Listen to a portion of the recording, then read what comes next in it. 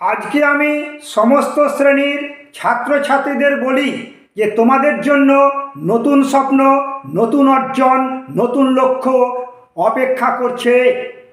কিন্তু তোমাদের নিজের ভুলে তোমাদের সমস্ত স্বপ্ন, তোমাদের সমস্ত লক্ষ্য ধূলিসাৎ হতে বসেছে।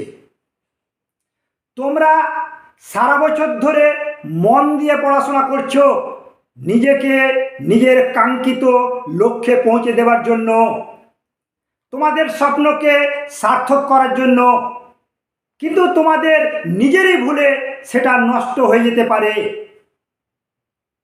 তোমাদের স্বপ্ন ধূলিসাৎ হয়ে যেতে পারে যদি তোমাদের মধ্যে টাইম ম্যানেজমেন্ট বিষয়টি না থাকে। ইংরেজিতে একটা প্রবাদ আছে যে time and tide wait for none. সময় আর স্রোত কারোর জন্য অপেক্ষা করে না। যে সময়ের মূল্য বোঝে না সে পৃথিবীর কোনো কিছুরই মূল্য বোঝে না। তাহলে টাইম ম্যানেজমেন্ট জিনিসটা কি? টাইম ম্যানেজমেন্ট জিনিসটা হলো সেটাই যে ধরো তোমাকে পরীক্ষায় 3 ঘন্টার টাইম দেওয়া হয়েছে।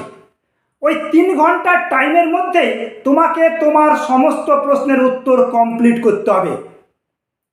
তুমি সমস্ত প্রশ্নের উত্তর পারবে, কিন্তু দেখা গেল টাইম শেষ।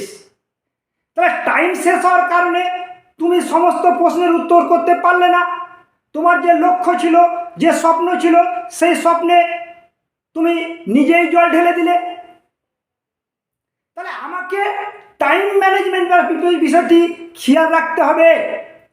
তোমাকে একটা প্রশ্নের জন্য কত টাইম তুমি দিতে পারবে তোমাকে নিজেই সেট করতে হবে। ধরো তুমি একটা রচনা লিখবে, সেই রচনাতে তোমাকে কত টাইম দিতে হবে সেটা তোমাকে নিজেই সিদ্ধান্ত নিতে হবে বাড়িতে প্র্যাকটিস করে। আর তুমি যদি তোমার টাইম ম্যানেজমেন্ট ফিক্স করতে না পারো তাহলে তুমি তোমার কাঙ্ক্ষিত লক্ষ্যে পৌঁছাতে পারবে না। আর যদি তুমি তোমার টাইম ম্যানেজমেন্টটা ফিক্স করতে পারোই তাহলে তুমি তোমার কাঙ্ক্ষিত লক্ষ্যে পৌঁছাতে পারবে, সফলতা তোমার পা চাটবে।